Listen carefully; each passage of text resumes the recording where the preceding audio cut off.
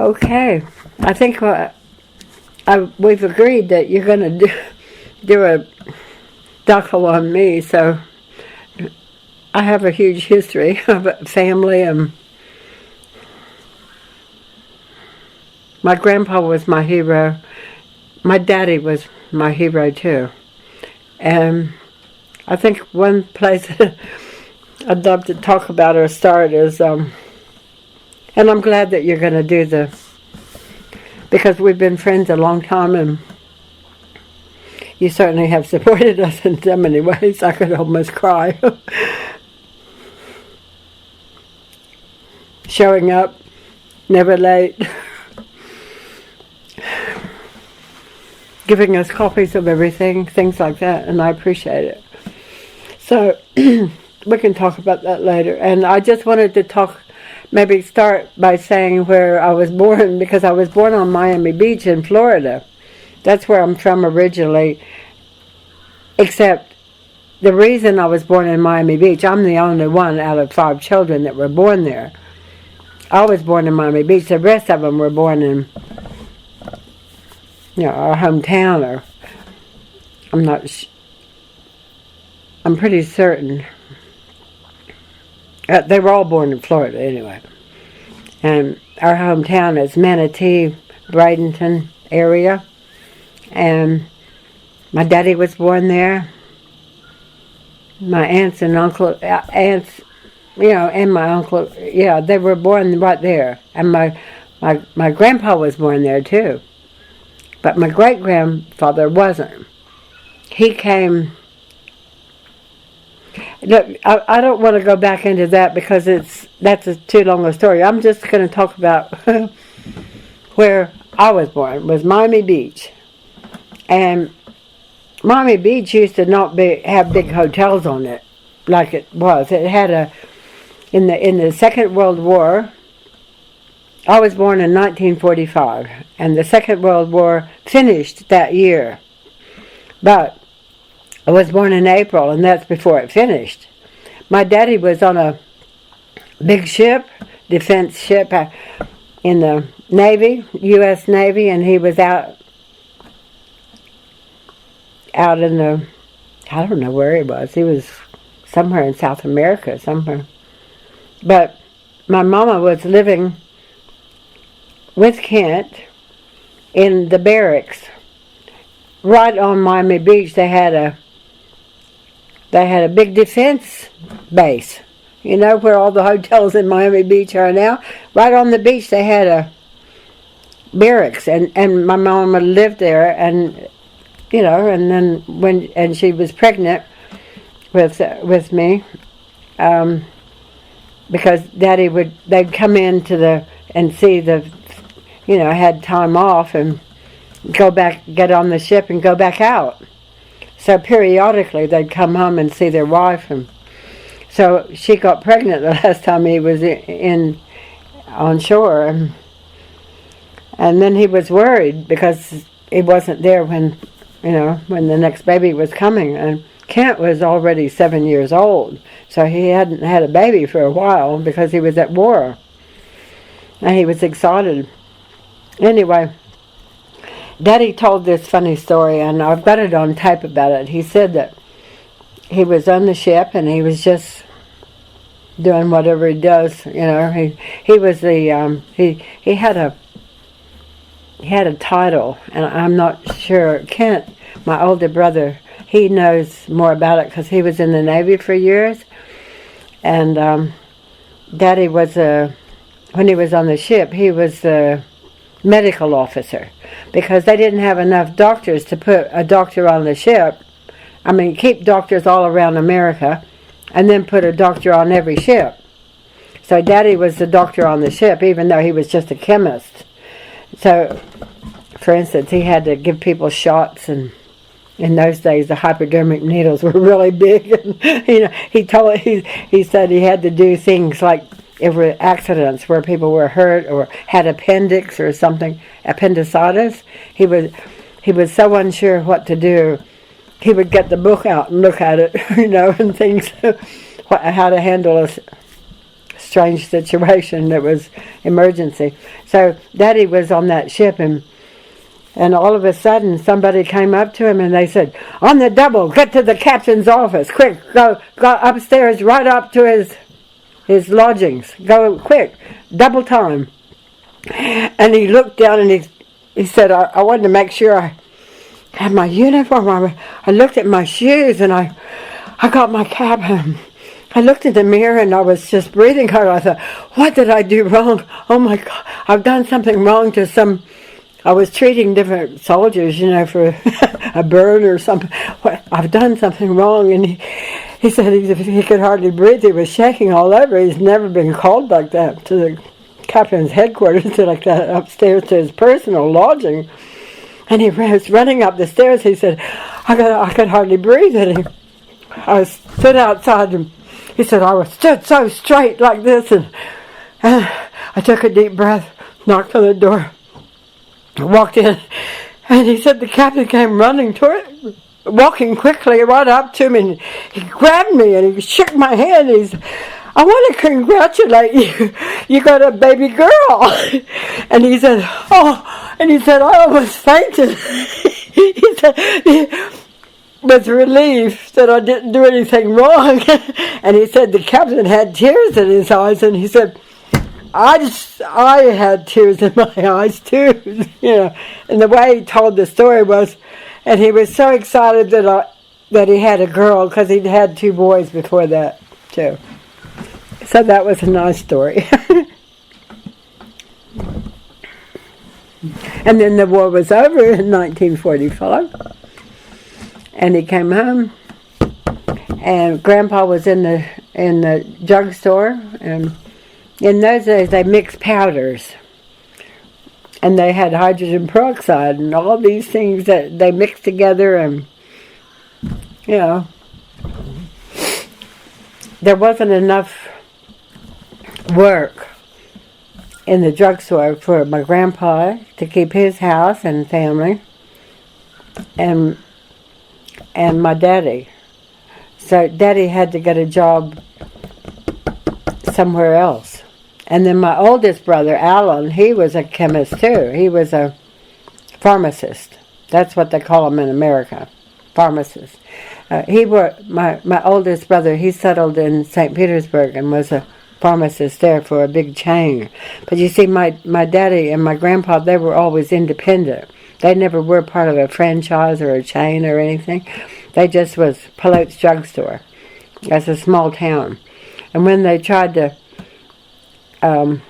take away the name Manatee and say, it's just going to be Bradenton, a big city, and we'll be better off, and we're not going to call it Manatee anymore. We're going to take away your post office.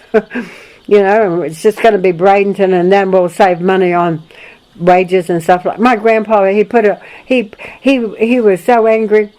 He said, okay, part of my drugstore can be the post office, and I'll be the postmaster, and you don't have to pay me anything. And he was so mad he did it. And he kept it going until he couldn't do it anymore. And then after that, they didn't have the post office there anymore. But Grandpa had done things like, in Bradenton, he gave the land. He used to own a lot of land because my great-grandfather had been given land all along the river, but other parcels of land because he was a famous, well-known politician, and I say that honestly.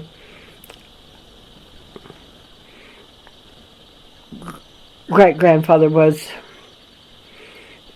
a brilliant man, but you have to understand too that he had slaves. And I was always embarrassed by that growing up, and I always felt uncomfortable.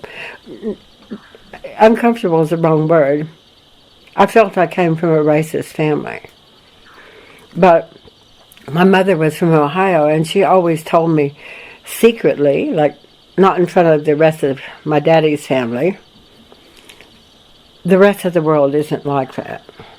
You can be proud of your great-grandfather and your father and your grandpa, but in Ohio, I grew up in high school and all the way through school. I had black kids in my class, and they called them Negroes. And I had a Negro, she sat right next to me. She was my best friend, was a Negro girl.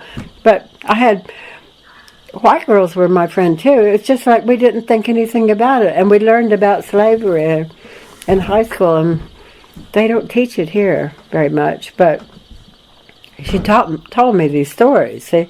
And she grew up on a farm in Ohio, and she had one brother, and she told me these stories. So I knew that I had these two worlds that I could, So I think that we could probably talk about that another time, and I'd like to stop for a minute. Okay, well, this is Gordon's hat. He's got it's a bit raggedy right now. That's a blue feather. He's always got lots of emu feathers hanging off it. And it's very dry and cracked and more than 30 years old. And this is a crocodile skin top thing, and bought it in Darwin when we were there one time, and went to Arnhem Land, and this is crocodile teeth, and this is a painting that was shown in Japan.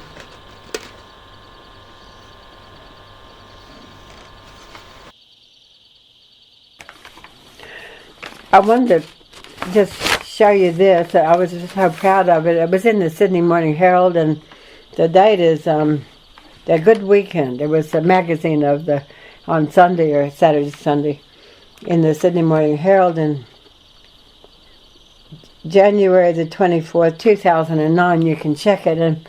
And they just did this story about us. We were living in the Redfern shed, and that's a painting behind us of a big emu that Gordon has on canvas.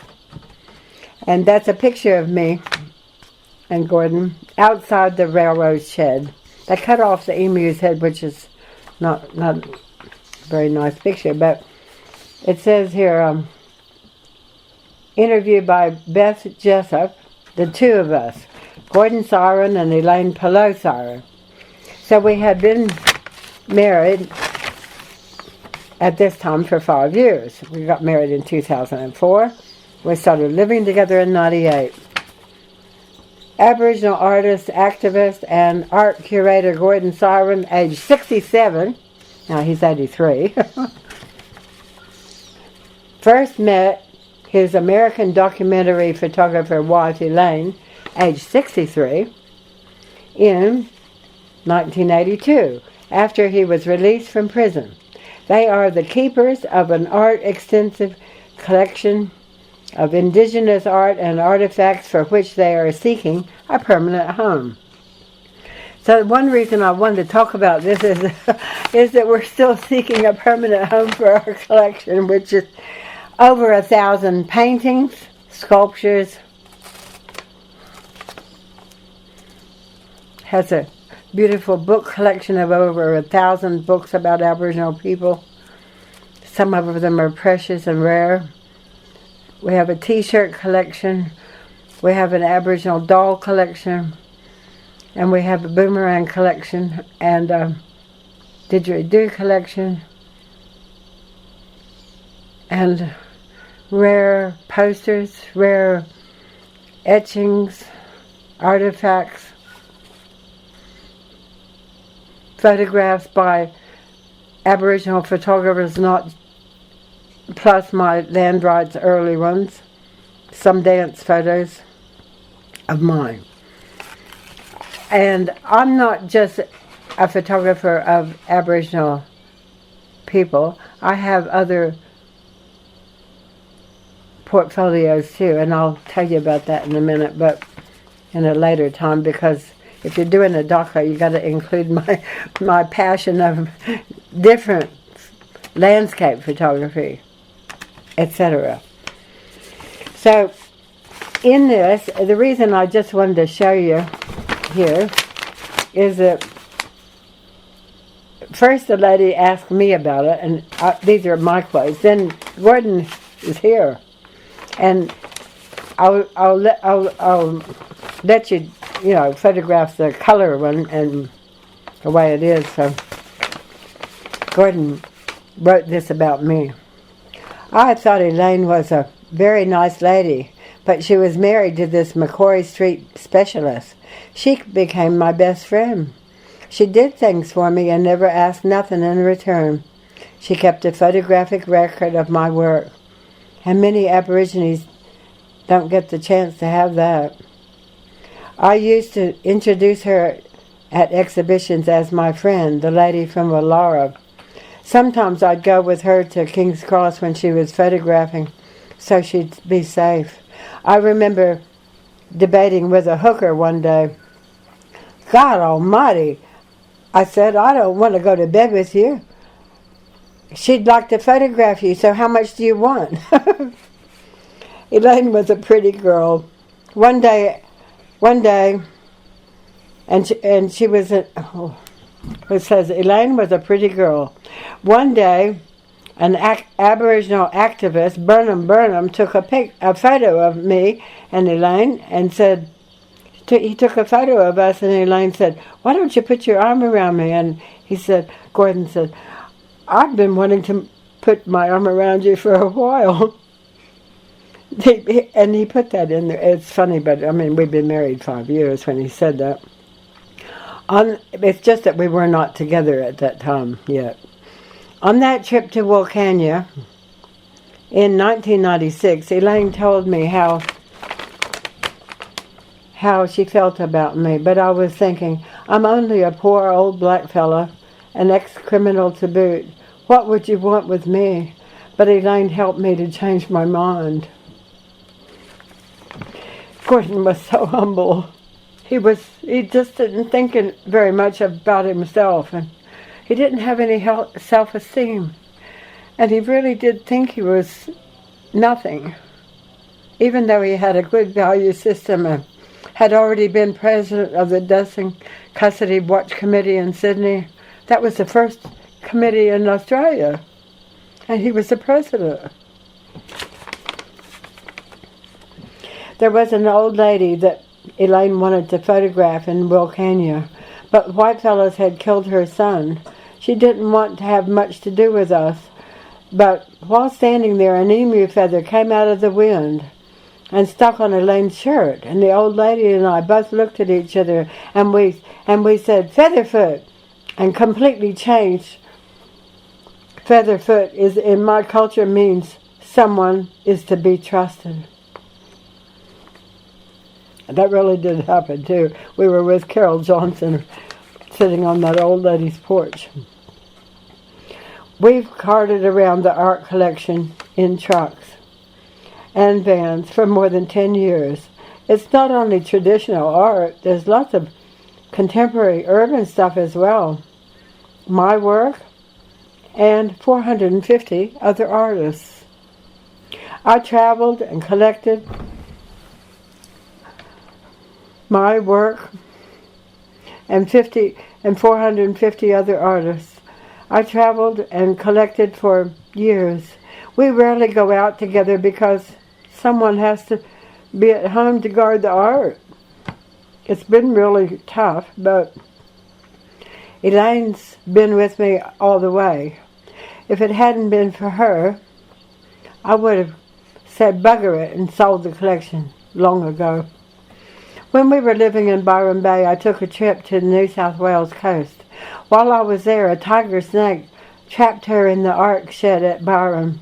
It was the industrial estate where we lived after we went broke, after they stole that land. We went broke and living in this industrial estate. Yeah. Anyway, so it said, when we were living in Byron Bay, I took a trip to the New South Wales coast. He was part of a forum there, Indig Lab that's when he first met Michelle Blakeney and Jenny Fraser, Dr. Jenny Fraser.